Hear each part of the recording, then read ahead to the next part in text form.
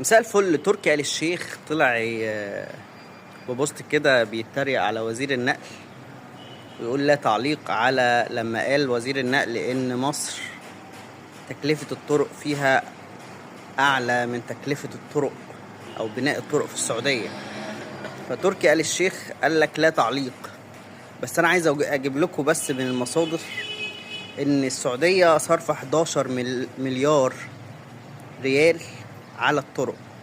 مصر صرفة 175 مليار جنيه. طيب ال 11 مليار ريال دي تعمل كام مصري؟ تعمل يعني 144 مليار جنيه مصري. دي تكلفة إنشاء الطرق في السعودية. مصر بتعمل أو بتصرف أو صرفت 175 مليار جنيه. يعني يا تركي آل الشيخ، مين اللي بيصرف أكتر؟ ال 144 ولا ال 175؟ ولا أنت مش شاطر في الحساب؟